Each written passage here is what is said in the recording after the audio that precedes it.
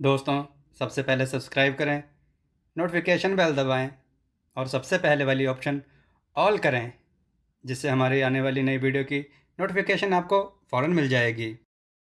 जय श्री राम भक्तों। दोस्तों, आज की कथा है विश्वासघाती किसान। आइए कथा श्रवण करें। एक किसान अपना खेत जोत रहा था। खेत जोतते जोतते उसके बैल थक गए। उन्हें सुस्ताने के लिए किसान ने उन्हें खोल दिया और खुद कुदाल लेकर खेत खोदने लगा। बैल चरते चरते झाड़ियों में घुसे और फिर जंगल की ओर निकल गए। अपना काम समाप्त कर किसान उन्हें ढूंढने लगा, पर वे कहीं नहीं मिले।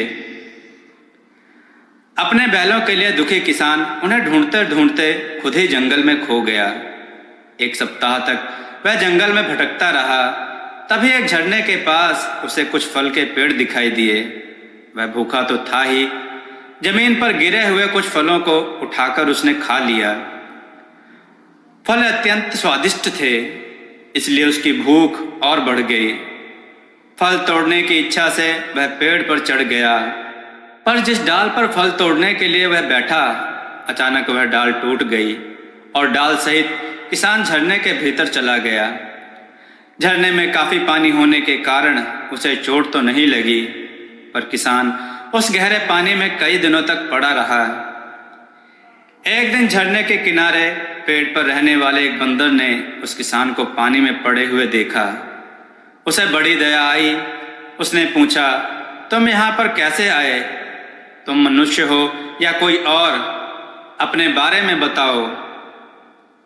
किसान ने उत्तर दिया, मैं जंगल में भटक गया था और अब अपने जीवन के अंतिम दिन गिन रहा हूँ। यदि तुम मेरी सहायता करो तो मैं बच सकता हूँ। किसान पर दया कर बंदर ने कुछ लताएं तोड़ी। उन्हें आपस में बांधकर उसने नीचे लटका दिया। तत्पश्चात उसने किसान से कहा, मित्र, इसे पकड़कर ऊपर चढ़ो और मेरा हाथ पकड़ो, मैं तुम्हें बाहर खींच लूंगा। इस प्रकार किसान को बंदर ने पानी से बाहर निकालकर एक पत्थर पर बिठा दिया और फिर बोला, मित्र, मैं बहुत थक गया हूँ, मैं थोड़ी देर सोना चाहता हूँ। बाघ, शेर, चीता, भालू संभव है मुझे सोता देखकर मुझ पर हमला करें, कृपया तुम नजर रखना। ऐसा कहकर बंदर सो गया।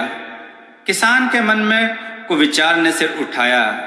उसने सोचा, इस बंदर को मारकर मैं अपनी भूख शांत कर लेता हूँ, मुझे भी शक्ति मिल जाएगी और फिर मैं इस जंगल से बाहर निकलने का रास्ता ढूंढ पाऊंगा। किसान ने एक पत्थर उठाकर सोए हुए बंदर के सिर पर दे मारा।